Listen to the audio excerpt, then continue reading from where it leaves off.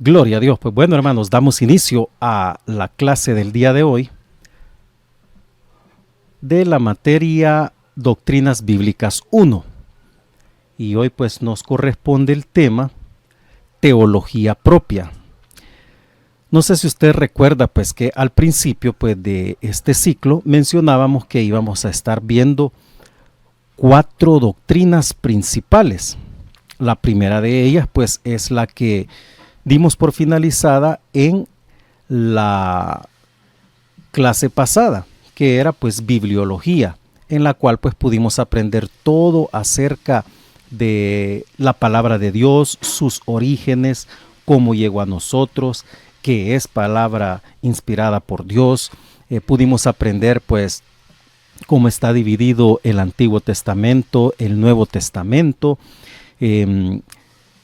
los tipos de escritores que hubieron, los materiales pues en los que fue escrita la palabra de Dios, la forma en que él revelaba la palabra a sus siervos que se encargaron de escribirla, cómo fue dividida en capítulos, en versículos, cuándo fue impresa por primera vez ya con esas divisiones y todo pues lo demás. Y eso era la parte de bibliología. Hoy vamos a entrar pues a la doctrina de teología propia. Teología propia, hermanos, es la doctrina que estudia a Dios Padre. Es la doctrina de todas las que estamos estudiando, pues que estudia a Dios Padre.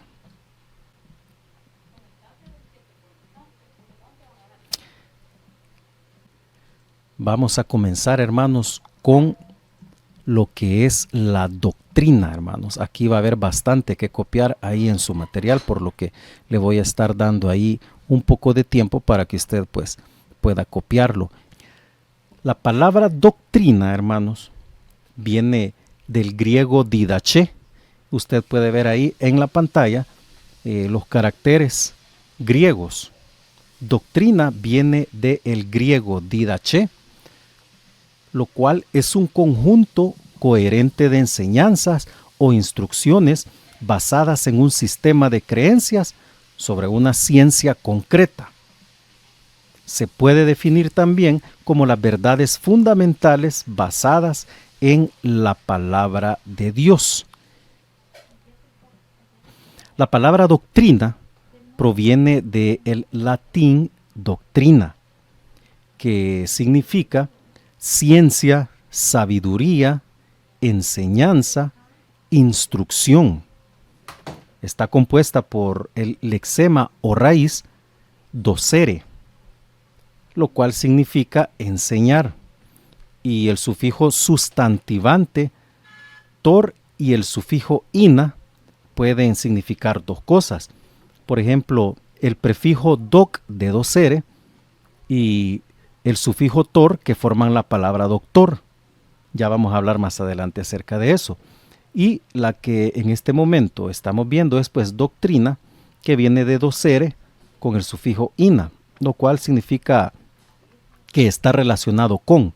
Es decir, si docere es enseñar y el sufijo ina es relacionado con o perteneciente a, podemos decir que doctrina, hermanos, es todo aquello relacionado a la enseñanza. Es un sistema, hermanos, estructurado de principios, ideas o concepciones teóricas que un autor o grupo de autores o institución sostiene y enseña como verdaderos o fundamentales en un determinado campo del conocimiento. Y aquí es donde vienen los derivados, que se le van a hacer a usted muy familiares estas palabras. Uno de esos derivados es pues la palabra doctor, que está compuesta pues por el prefijo doc y el sufijo tor, que doc ya sabemos con lo que estamos pues estudiando, que viene de su raíz docere, y tor, que significa pues el que enseña, con lo cual pues doctor es el que enseña. Y fíjese en algo bastante curioso, que para nosotros, doctor, lo que se nos viene a la mente, lo primero que pensamos es en el médico, porque ya se nos hizo la idea generalizada en que un doctor es aquel profesional de la salud, pero realmente un doctor es aquel que ha recibido el título de un doctorado, es decir, aquella persona cuando llega a un punto máximo de la enseñanza es cuando ya recibe el doctorado, que es lo que en verdad ya lo capacita para la enseñanza de aquella ciencia que ha estudiado. Yo creo que usted ha escuchado también que hay doctores en leyes, bueno, hay doctores en teología, hay doctores en muchas ciencias aplicadas del estudio humano, pero a nosotros se nos ha hecho común la idea de que doctor es nada más pues el del hospital, el médico, pero en realidad doctor, su significado etimológicamente correcto es pues aquel que enseña. Y también está otro derivado que es la palabra docente. Con esta quizás sí estamos bastante familiarizados en que está relacionada con la enseñanza, porque así se les llama pues a los profesores y maestros, docentes, que pues viene de la raíz docere, que en este caso es doc, y el sufijo entis, que es el que ejerce la enseñanza, el significado de la palabra docente. Ahora pues con estos términos, al conocerlos usted, pues va a entender cuando las personas le preguntan acerca de ¿y cuál es tu doctrina? O en tu iglesia, ¿qué doctrina enseñan? O la famosa frase, ¿verdad? La sana doctrina. Y muchas veces nosotros hemos utilizado esas frases y a veces ni sabemos cuál es su significado, pues. Cuando a veces a mí me han hecho esa pregunta, fíjense hermanos, usted sabe notar pues cuando hay personas que se lo preguntan con una genuina curiosidad y hasta cierto punto pues tienen esa duda, pero hay personas que a veces a usted lo que quieren es confrontarle y vienen con preguntas como ¿y en tu iglesia cuál es, qué doctrina siguen o qué doctrinas enseñan? Lo primero que yo pregunto es, hermano, ¿qué es doctrina? Les digo.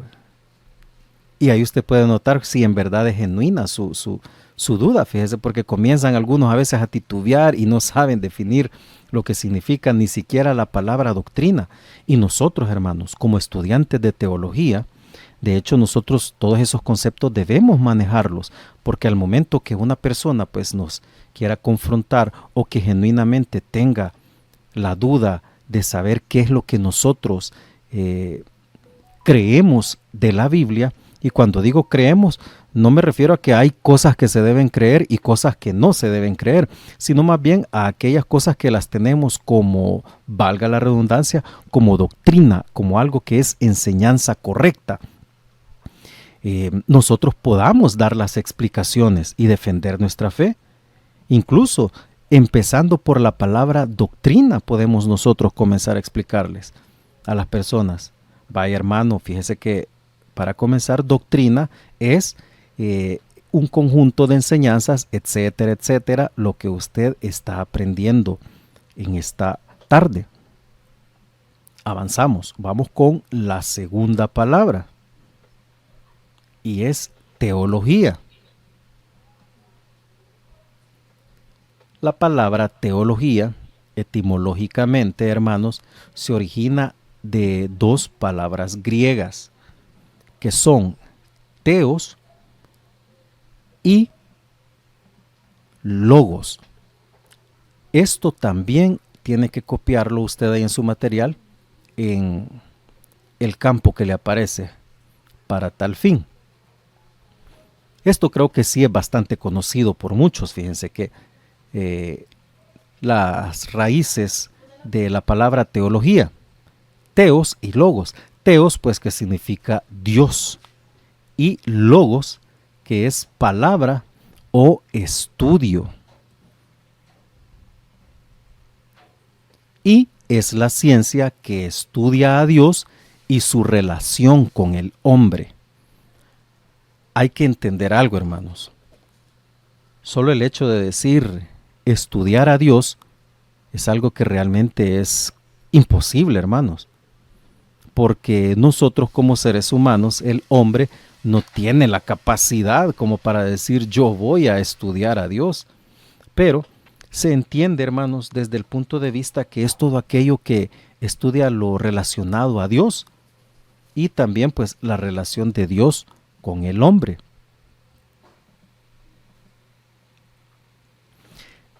Aquí hay que poner bastante atención, fíjense, hermanos, porque hay algo bien interesante. El término griego logos tiene varios matices de significado. En sí, logos es la palabra, entendiéndose esta pues como a la palabra meditada, reflexionada o razonada. Póngale mucha atención, porque no solamente es palabra, como decir hola es una palabra, decir agua es una palabra, no, sino que hace también referencia a una palabra meditada, reflexionada y razonada. Ese es uno de los matices de la palabra logos, más bien dicho, del significado de la palabra logos. Todo esto váyalo copiando también en su material o en algún lugar aparte que tenga para apuntes, hermano. También la palabra logos puede traducirse de distintas formas, como habla, palabra, razonamiento, argumentación, discurso o instrucción incluso. Y también puede entenderse como, póngale mucha atención a esto, inteligencia, pensamiento y sentido. Se da cuenta cómo esta palabra tiene bastante profundidad en cuanto al significado que se le puede dar. Y también ha sido traducida y suele traducirse en lenguas romances como verbo, que viene pues del latín verbum. De ahí pues nosotros podemos entender por qué en la versión de la Biblia Reina Valera 1960 tenemos pues el famoso pasaje de Juan 1:1 que nos dice: en el principio era el verbo y en el principio era el verbo y el verbo era con Dios y el verbo era Dios. Es porque la palabra que se traduce como verbo es la palabra logos, pero a mí me llama bastante la atención acá donde dice que puede entenderse también como inteligencia, pensamiento y sentido. O sea, todo esto, hermanos, es lo que es Cristo, que es la palabra de Dios, es Cristo. Cristo es inteligencia, pensamiento y sentido. La raíz de la palabra verbum estaría probablemente en el indoeuropeo leg, que tiene el sentido de recoger junto, imponiendo a ese recoger un criterio, y por lo tanto derivaría en el griego como en el latín en el sentido de recoger, discernir, seleccionar o elegir. ¿Se da cuenta la cantidad de significados que puede tener esta palabra, hermanos? Por eso es bastante importante, hermanos, que cuando nosotros estudiamos las Escrituras, lo hagamos no solamente cerrándonos a la traducción bíblica que nosotros tenemos, sino que es bastante importante contar con diferentes traducciones y mucho mejor, hermanos, si se tiene acceso a los originales. Y cuando le digo los originales, pues no quiere decir que vamos a ir a buscar nosotros ahí pergaminos y que vamos a ir a algún museo a buscar en dónde están las escrituras originales. No, sino que a traducciones pues que estén en los lenguajes originales, pues como ya lo aprendimos en la unidad pasada, hermanos. Usted sabe que el Antiguo Testamento está escrito pues en hebreo y en arameo, y el Nuevo Testamento originalmente está escrito pues en griego. Sería bueno tener esas traducciones, y de hecho hay muchas, fíjense, que ya son digitales, es decir, se pueden utilizar en su computadora y cada palabra en su idioma le va dando un enlace para poderla abrir en un diccionario que ya tienen incorporado los programas. Por lo general el más utilizado es el diccionario Strong, y ahí pues le da el significado de cada palabra que usted está leyendo en las traducciones originales. Los propósitos de la teología. Continuamos, hermanos, y también todo lo que vamos a ver en estos puntos tiene que copiarlo ahí en su material. De igual forma, pues usted sabe que le voy a compartir las diapositivas al finalizar la clase. Primer propósito de la teología: fortalecer el carácter cristiano. Es decir, hermanos, nosotros como cristianos no solamente vamos a ser aquellos que se limiten a simplemente escuchar la palabra y leer la Biblia y conformarnos hasta ahí, hermanos. Tal vez no es que como cristianos, sino como estudiantes de teología, hermanos, nosotros ya debemos tener más, en nuestro corazón debe nacer aún más esa curiosidad de querer saber mucho más de la palabra de Dios, y eso es lo que nos lleva a nosotros pues a fortalecer el carácter cristiano, hermanos, la teología. Otro, brindar las herramientas necesarias para una correcta interpretación bíblica. Y esto, hermanos, es muy, muy importante, porque la mayoría, hermanos, de malas interpretaciones que se dan de la Biblia y la mayoría de confusiones, así como también la mayoría de aparentes contradicciones que nosotros creemos que hay en la Biblia, hermanos, fíjese que son precisamente por esta cuestión de las traducciones. Y es ahí en donde nosotros, la teología nos va a ayudar bastante, porque parte de la teología es el estudio de las lenguas originales, el estudio de qué significaban ciertas palabras. Y para la correcta interpretación, siempre es bueno recurrir, como les mencionaba, a los escritos antiguos, a los originales en su idioma que fue escrito, para poder buscar ciertas palabras y ver qué es lo que significaban, con qué están más relacionadas. Y de esa manera uno puede tener un mejor entendimiento de las escrituras. El tercer propósito de la teología es pues fomentar el evangelismo práctico dentro de las iglesias. Y esto es bastante importante, hermanos, porque el evangelio, hermanos, nosotros sabemos que evangelio, precisamente hasta esa palabra, tiene un trasfondo idiomático, hermanos, que cuando a nosotros nos dicen, nos hablan de evangelio, hay personas que no saben qué significa evangelio. E incluso un término que es bastante mal utilizado, que en lo personal para mí es mal utilizado, es cuando a los cristianos evangélicos les ponen ese adjetivo de evangélico.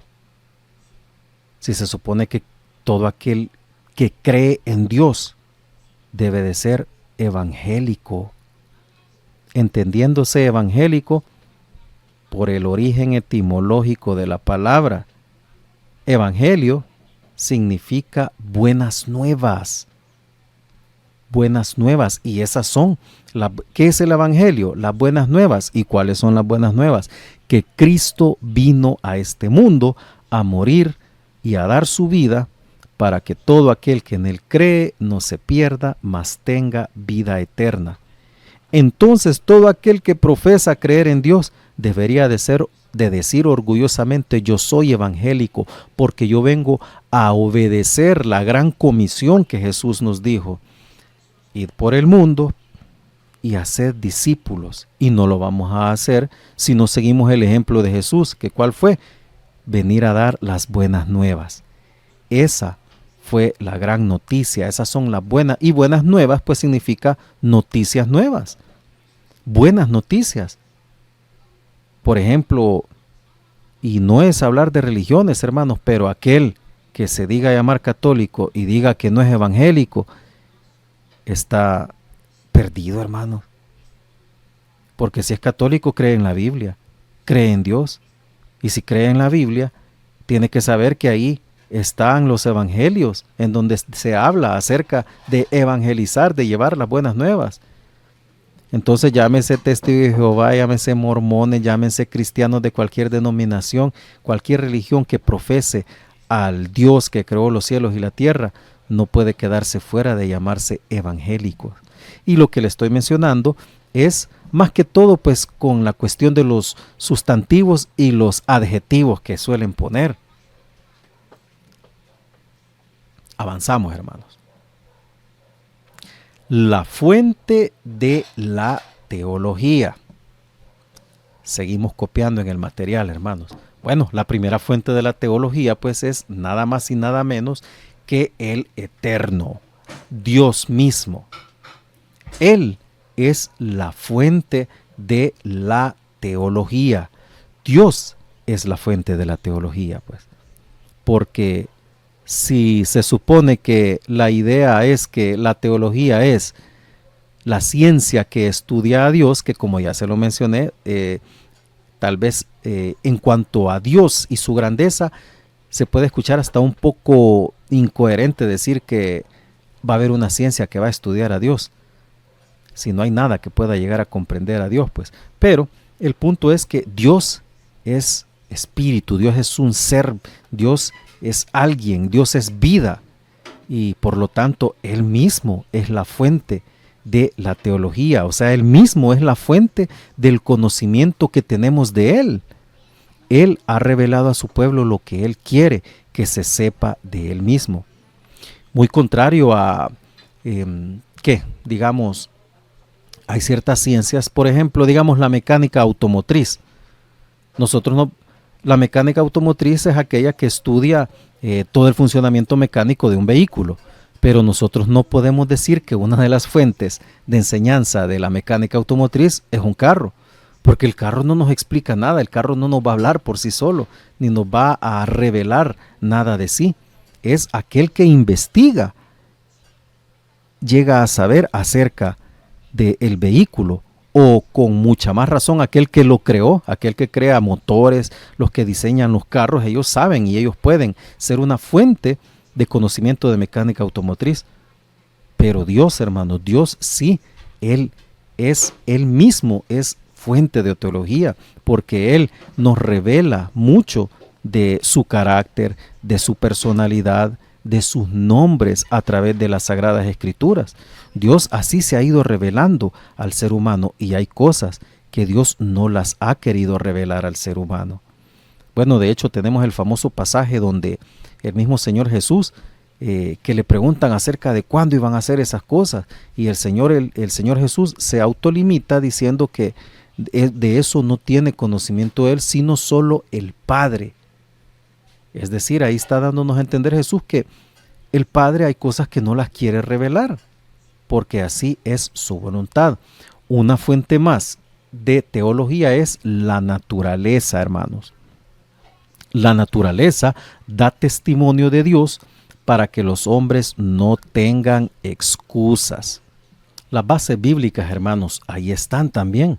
Bueno, el Salmo 19 completo, vamos a leer nada más un versículo, y ahí usted pues posteriormente puede leerlo completo.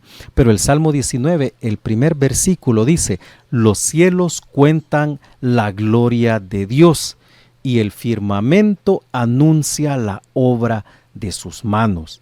Usted puede ver que es la misma naturaleza la que está dando testimonio acerca de el poder de Dios. Luego tenemos también el libro de los Hechos, capítulo 14 y versículo 17, que dice: si bien no se dejó a sí mismo sin testimonio, haciendo bien, dándonos lluvias del cielo y tiempos fructíferos, llenando de sustento y de alegría nuestros corazones. Usted puede ver ahí nuevamente que se cita a la naturaleza dando testimonio acerca de Dios. Romanos capítulo 1 y versículo 20. Porque las cosas invisibles de Él, su eterno poder y deidad, se hacen claramente visibles desde la creación del mundo, siendo entendidas por medio de las cosas hechas, de modo que no tienen excusa. Mire qué tremendo este versículo. Este es el que quizás puede dejar más que claro que Dios se pone de manifiesto a través de la creación, hermanos. Luego, ahí mismo en la carta a los Romanos, en el capítulo 2 y versículo 15, dice, mostrando la obra de la ley escrita en sus corazones, dando testimonio su conciencia y acusándoles o defendiéndoles sus razonamientos. Aquí nos está hablando acerca de la naturaleza misma del ser humano, hermanos, que es la que da testimonio acerca de el poder de Dios.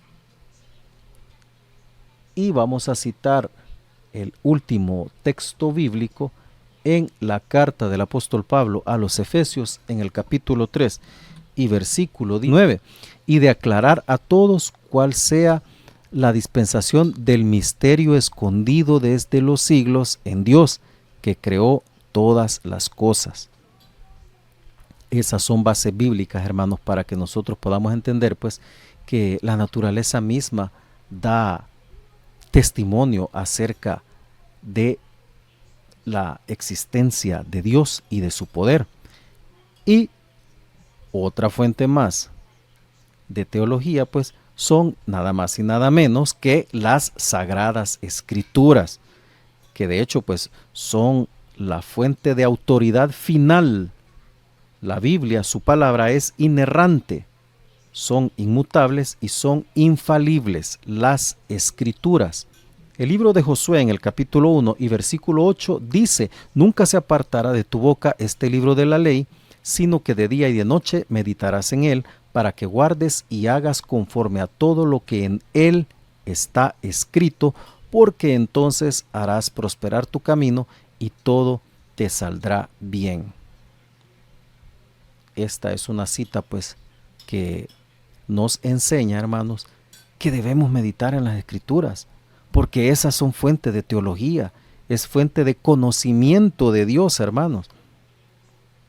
Y pues, la segunda carta del apóstol Pablo a Timoteo, capítulo 3, versículo 16, muy conocido. Toda escritura es inspirada por Dios y útil para enseñar, para redarguir, para corregir, para instruir en justicia.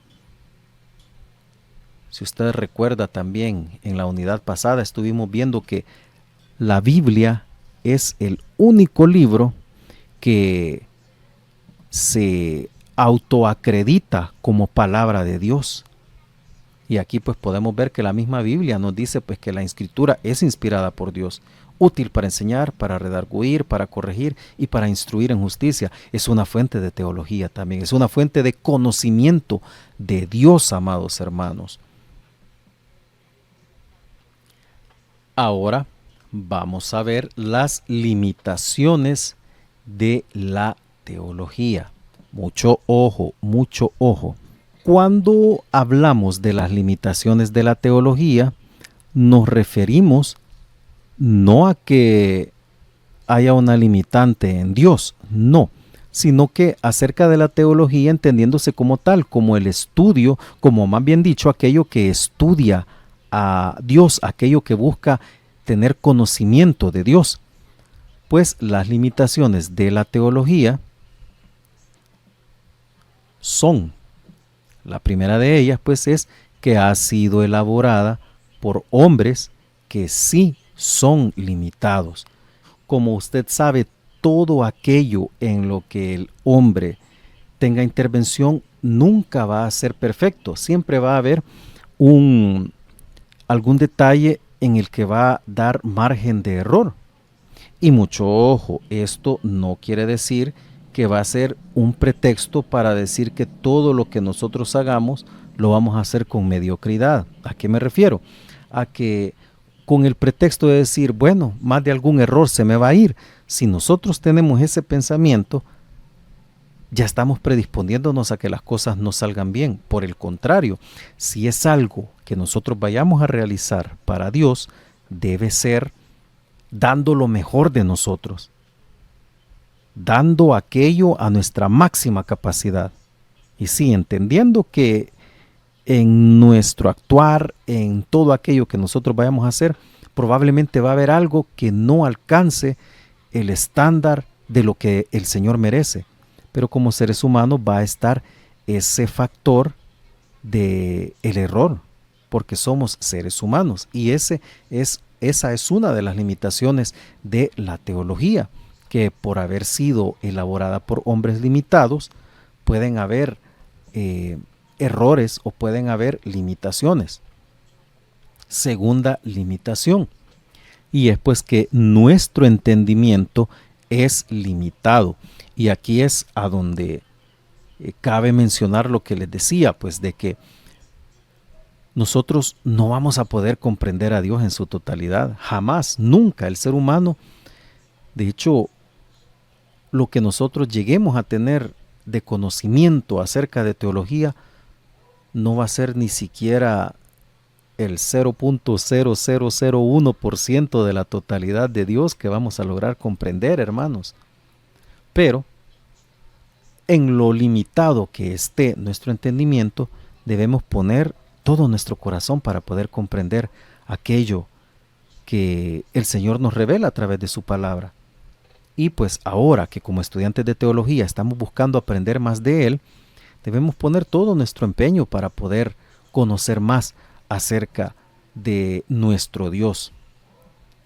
Tercera limitante o limitación de la teología es que Dios solo ha revelado lo necesario, y también que hay silencio en las Escrituras para muchas cosas.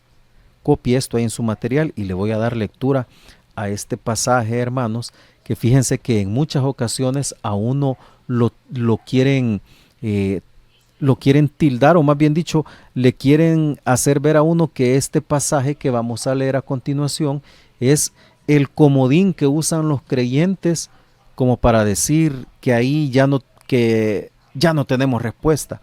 Pero es que efectivamente el ser humano no va a tener respuesta para todo.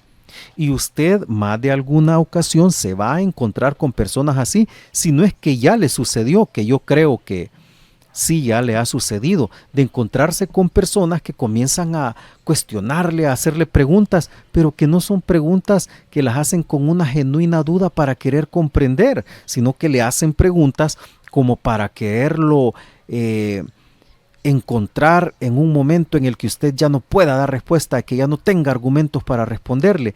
Es efectivamente eso lo que buscan, pero realmente nosotros como seres humanos, puede ser un pastor, puede ser un erudito, puede ser un doctor en teología, pero para confundir, dice mi hermano Walter Villatoro, es correcto también, hasta para eso van a querer hacerle todo tipo de preguntas, pero muy doctor en teología puede llegar a ser una persona, van a haber cosas que no las va a comprender acerca de Dios, porque nosotros no vamos a entenderlo todo, somos seres humanos limitados.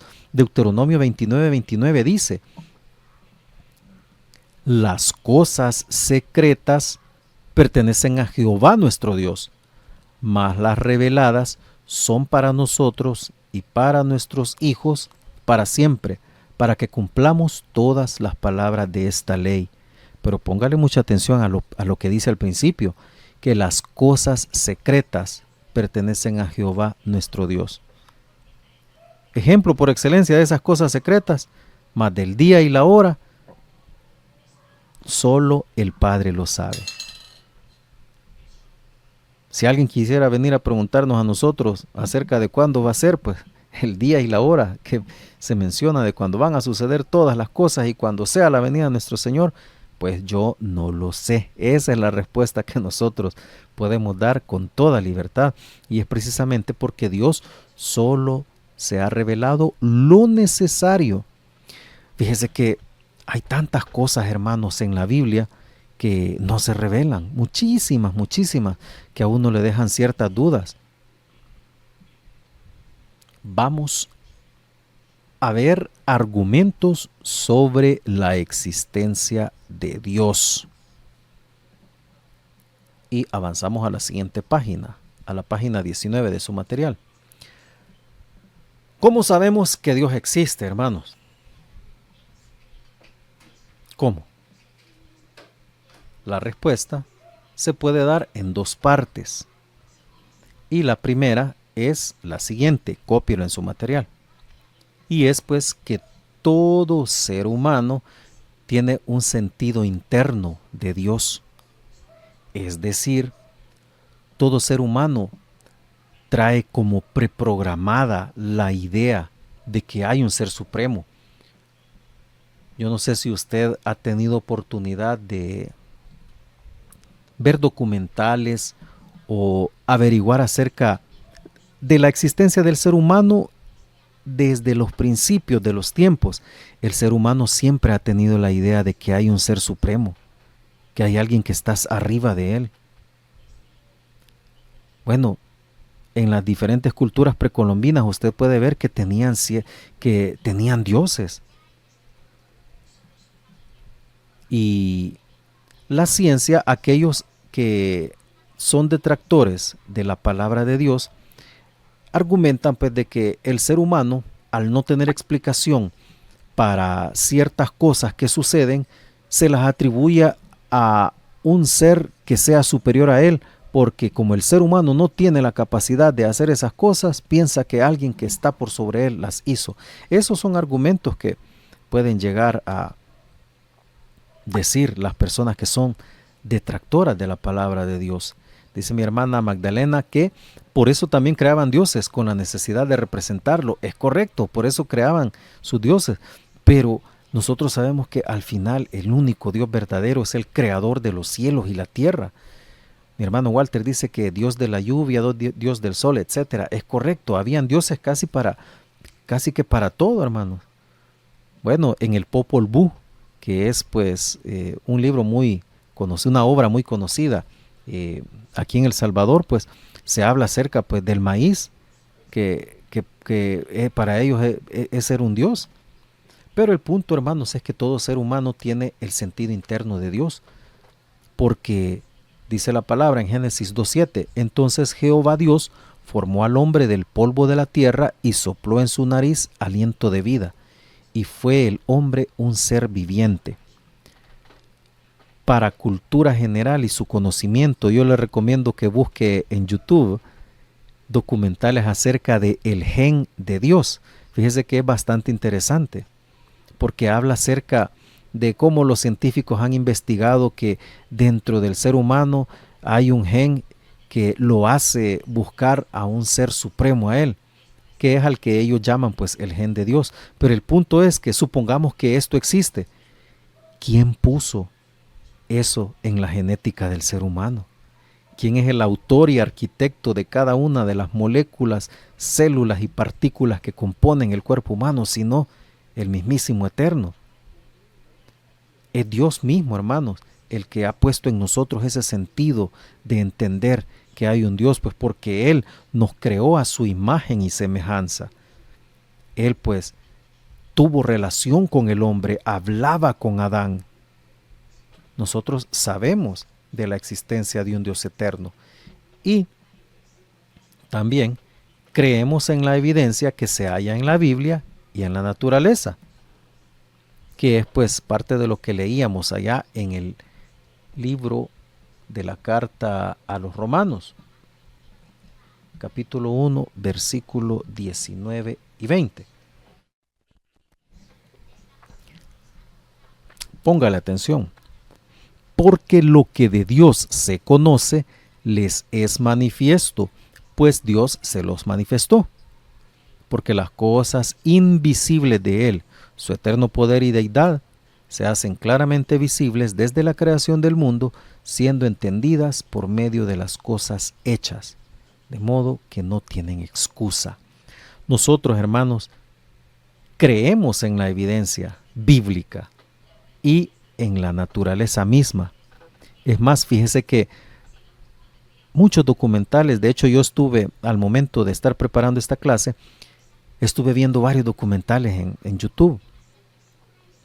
Y fíjese que casi todos tenían algo en común, que todo aquel científico que llega a tener grandes conocimientos, todos, pero todos, al final llegan a concluir que hay una entidad suprema que es la responsable de que todo haya sucedido. Y lo más curioso es que la misma ciencia y sus métodos científicos lo llevan a concluir eso. Porque hay un documental que no me acuerdo cómo era que se llamaba, si parece que era probando la existencia de Dios, algo así, pero que empieza como investigación científica de que cómo se creó todo, de dónde vino. Empiezan a decir de que la teoría del Big Bang, incluso tantas cosas, pero empiezan a decir que tuvieron que ir sucediendo, o sea, toda una cadena de eventos que tuvieron que suceder coincidentemente ordenados de tal forma para que la vida pudiera darse. Cuando finaliza toda la investigación dicen que definitivamente las posibilidades es de 1 en millones y que no puede ser algo simplemente efecto de la casualidad. Tuvo que haber un arquitecto poderoso detrás de todo eso para poner todo en orden y que las cosas sucedieran como tenían que suceder. Eso en el peor de los casos, es decir, aquellos que definitivamente no creen en un Dios, sí terminan concluyendo que por la misma ciencia no pueden decir ellos que fue algo que es producto de la casualidad, sino que tuvo que haber un diseño detrás, tuvo que haber algo, ellos dicen algo, pero nosotros con la fe que tenemos podemos decir que detrás de la creación, detrás de la vida, detrás de todo lo que podemos apreciar en la naturaleza, hay alguien que un día dijo, hágase la luz, y que un día creó las grandes lumbreras, que un día creó a las bestias, un día también dijo, hagamos al hombre a nuestra imagen y semejanza, y ese es nuestro Dios. Dios es un espíritu, es inteligente y es infinito, el hacedor y gobernador supremo del cielo y de la tierra. Ese es nuestro Dios. La existencia de Dios, hermanos. La Biblia no busca probar que Dios existe. Y esto es muy, muy importante y ya le voy a decir por qué. Su existencia es presentada como un hecho que no necesita ser probado. Claramente la Biblia nos dice, pues, en el libro del Génesis, el pasaje de Génesis 1:1. Firmemente dice que en el principio creó Dios los cielos y la tierra. Ya está dando por sentado que un Dios creador lo hizo todo. Porque yo le decía que es bastante importante para nosotros este punto de que la Biblia no busca probar que Dios existe. Porque hay muchas personas que también, de esas que preguntan como para ponerlo a uno en jaque o para poder desacreditar nuestros argumentos, lo que ellos buscan es que alguien los convenza. Es decir, hay quienes incluso hasta lo dicen, vaya, convénceme de que Dios existe. Y, como se los había dicho también en ocasiones anteriores, nosotros no debemos ver a estas personas de mala manera. Es decir, no los debemos tener como malintencionados, aunque en realidad lo sean.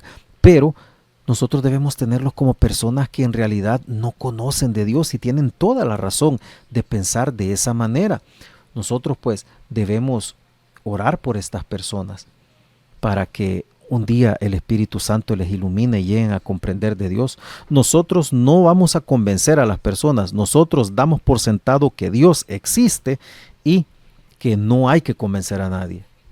Dios existe y existe simplemente. Y por eso creemos en Él, porque Él es real. Los ateos lo usan mucho, es correcto, mi hermano Walter. El uso de la razón prueba que Dios existe. La creación debe tener un creador, obviamente, dice el libro de Job en el capítulo 38, cuando el Señor pues empieza a argumentarle a Job. Dice, entonces respondió Jehová a Job desde un torbellino y dijo, ¿quién es ese que oscurece el consejo con palabras sin sabiduría? Ahora ciñe como varón tus lomos y yo te preguntaré y tú me contestarás. Y comienza el Señor a argumentarle. Y fíjese que hay bastante sabiduría en este capítulo de Job. Es todo el capítulo 38. ¿Dónde estabas tú cuando yo fundaba la tierra? Házmelo saber si tienes inteligencia. ¿Quién ordenó sus medidas si lo sabes? ¿O quién extendió sobre ella cordel? Y continúa Dios argumentando, lo cual nos hace entender que sí, todo eso es una creación y tuvo un creador y Él es el que está hablando acá. El universo no podría haberse creado solo, aunque hay quienes así lo afirman. Este punto es bastante importante, hermanos.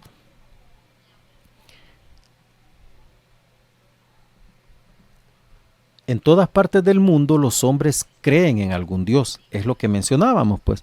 Hay unos que creen en, bueno, los antiguos pues creían en Tlaloc, por ejemplo, acá en Centroamérica.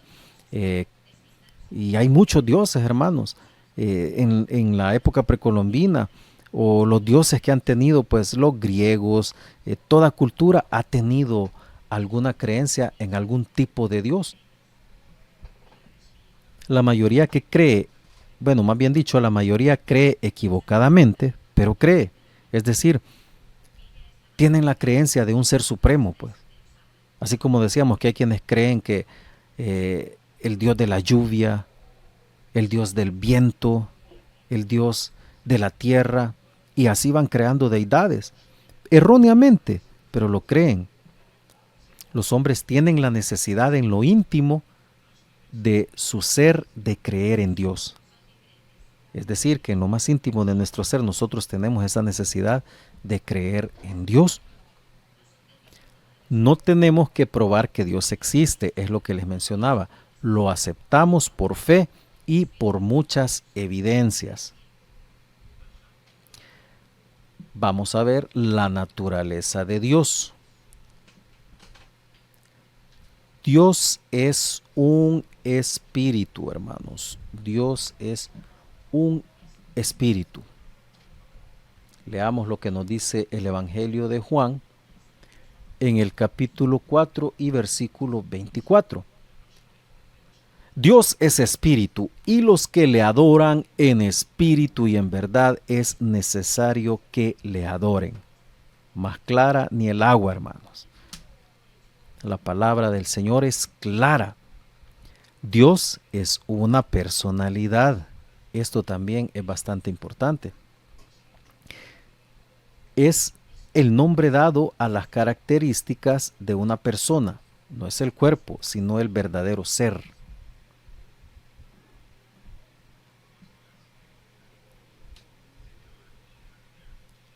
Eso, hermanos, es la personalidad.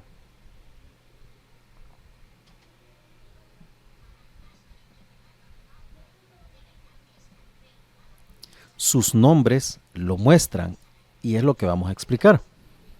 Que Dios es una personalidad, pues es decir, que Él tiene una personalidad y como lo dice ahí en su material, que no es un simple objeto como un ídolo, como un muñeco, o como un animal, o una simple fuerza, como tienden a llamarle los testigos de Jehová al Espíritu Santo. Dicen que es la fuerza activa de Dios, así es como ellos llaman al Espíritu Santo, sino que tiene todas las cualidades de una persona. Ese es Dios. La personalidad es el nombre dado al núcleo del conjunto de funciones características de una persona. No es el cuerpo, sino que el verdadero ser. La personalidad tiene las siguientes características: vida, inteligencia, propósito, voluntad, libertad y capacidad emocional. Vamos a ver lo que nos dice el Evangelio de Mateo en el capítulo número 11 y versículo 25. Dice: en aquel tiempo respondiendo Jesús dijo: te alabo, Padre, Señor del cielo y de la tierra, porque escondiste estas cosas de los sabios y de los entendidos y las revelaste a los niños. Aquí usted puede ver a Jesús hablando, dirigiéndose en palabras hacia alguien. Él no iba a hablarle a una fuerza, él no iba a hablarle a un objeto inanimado. Él estaba expresándose en alabanza al Padre que escucha, que esconde las cosas de los sabios, dice, y que sí se las revela a aquellos pues que son pequeños. Fue llamado Padre como una persona, es el primer punto. Puede pensar como una persona. Este pasaje también es bastante conocido en el libro del profeta Isaías, capítulo 55, versículos 8 y 9. Porque mis pensamientos no son vuestros pensamientos, ni vuestros caminos mis caminos, dijo Jehová. Como son más altos los cielos que la tierra, así son mis caminos más altos que vuestros caminos, y mis pensamientos más que vuestros pensamientos. Puede ver usted que Dios es un ser pensante y muchísimo más superior en pensamiento con respecto al ser humano. Tiene emociones como una persona. Vamos a leer el libro de Génesis, capítulo 6, versículo 6.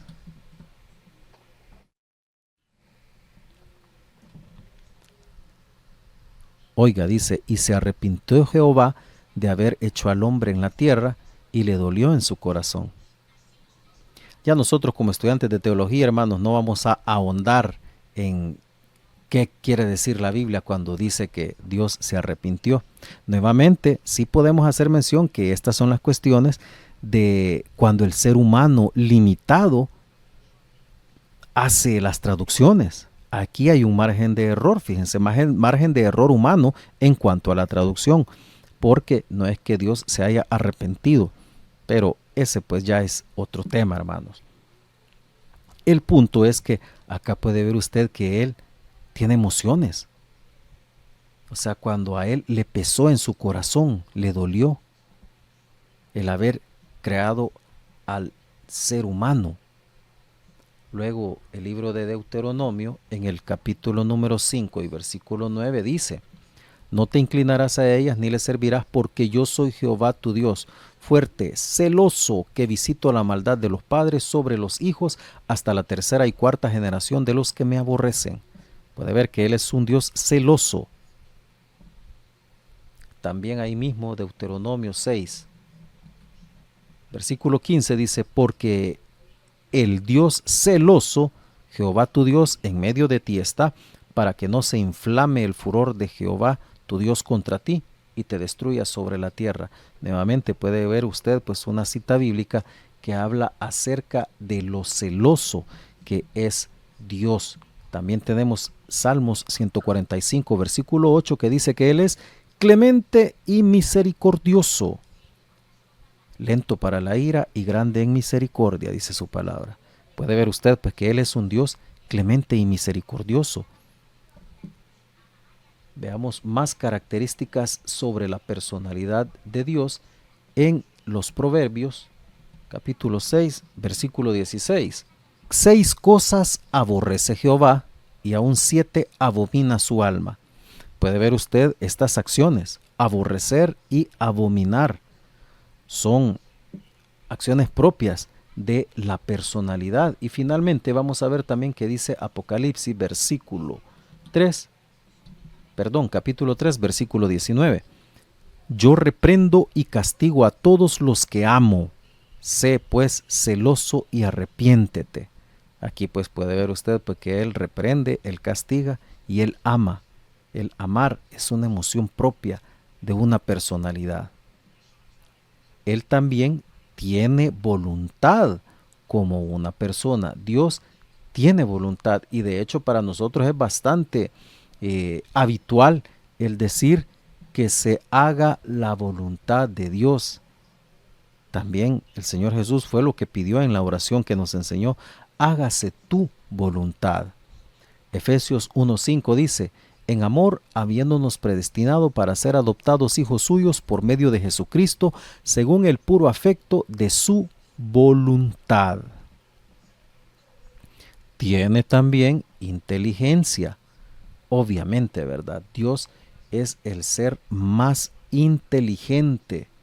No hay nada, absolutamente nada, que pueda superar la inteligencia del Eterno. Dice Proverbios 3, 19 y 20. Jehová con su sabiduría fundó la tierra, afirmó los cielos con inteligencia. Con su ciencia los abismos fueron divididos y destilan rocío los cielos. Dios es uno. Aquí puede ver usted también este otro detalle, que, bueno, la Biblia afirma que hay un solo Dios. Lo leemos en el Antiguo Testamento. Vamos a buscar la cita bíblica porque es importante que de todo lo que nosotros estudiamos tengamos el fundamento bíblico. Isaías 44 del versículo 6 al 8 dice: así dice Jehová, Rey de Israel, y su Redentor, Jehová de los ejércitos: yo soy el primero y yo soy el postrero, fuera de mí no hay Dios. ¿Y quién proclamará lo venidero? Lo declarará y lo pondrá en orden delante de mí, como hago yo desde que establecí el pueblo antiguo. Anúncienles lo que viene y lo que está por venir. No temáis, ni os amedrentéis. No te lo hice oír desde la antigüedad y te lo dije. Luego vosotros sois mis testigos. No hay Dios sino yo. No hay fuerte, no conozco ninguno. Aquí podemos ver claramente que Dios afirma que Él es el único Dios verdadero. Y también pues lo podemos ver en el Nuevo Testamento. Primera carta a los Corintios, capítulo 8, versículo 4, nos dice: acerca pues de las viandas que se sacrifican a los ídolos, sabemos que un ídolo nada es en el mundo y que no hay más que un Dios, es decir, el Eterno, hermanos. Una cita más para respaldar esta afirmación, hermanos, en la primera carta del apóstol Pablo a Timoteo, versículo 5 del capítulo 2. Porque hay un solo Dios y un solo mediador entre Dios y los hombres, Jesucristo hombre. Puede ver usted pues claramente acá que solo hay un Dios. Y así podemos pues seguir citando las escrituras pues. De hecho, ¿sabía usted que los testigos de Jehová, para desacreditar a Jesús como Dios, ellos incluso hasta citan la escritura cuando Él le dice al pueblo: Jehová tu Dios, Jehová uno es? Y ahí dicen ellos que entonces Jesús no puede ser Dios. Pero nuevamente vuelvo y les repito que son cuestiones de las traducciones y de saber comprender todo el contexto de las escrituras. Si ustedes recuerdan, en clases anteriores también hemos visto que la Biblia no la podemos interpretar sacando un texto de contexto o sacando un versículo él solito, hermano, sino que debemos leer todo el capítulo y de hecho incluso todo el capítulo debe ser comparado con mucho del contenido de todo el libro. Y aún más, se debería de comparar todo ese contenido con lo que dicen otras partes de las escrituras para poder comprenderlo, porque la Biblia no es un libro por aquí, un libro por allá, un versículo pequeño por acá, otro versículo por acá. No, la Biblia es un todo que se debe entender y tiene un sentido completo. No hay nada que se contradiga en la palabra de Dios. La razón nos enseña que solamente puede haber un ser supremo, hermanos. La misma razón nos lo enseña a nosotros. Leamos ahí el libro de los Salmos, en el capítulo 19, leamos su primer versículo. Dice, los cielos cuentan la gloria de Dios y el firmamento anuncia la obra de sus manos. Podemos ver pues la grandeza de la creación, el firmamento, toda la gran obra de Dios, hermanos. No puede ser más que la creación de un ser supremo que es el eterno. Y esta, hermanos, ha sido la primera clase de la doctrina de teología propia. Pudimos ver, pues, como introducción, los significados de la palabra teología, los significados de la palabra doctrina, y hemos comenzado a ver ciertas particularidades acerca de Dios, porque teología propia, hermanos, es la ciencia que estudia a Dios, o más bien dicho, pues de una forma un poco más reverente hacia el Señor, la ciencia que busca tener más conocimiento acerca de Dios. Y esta, mis amados hermanos, ha sido la clase correspondiente a este día.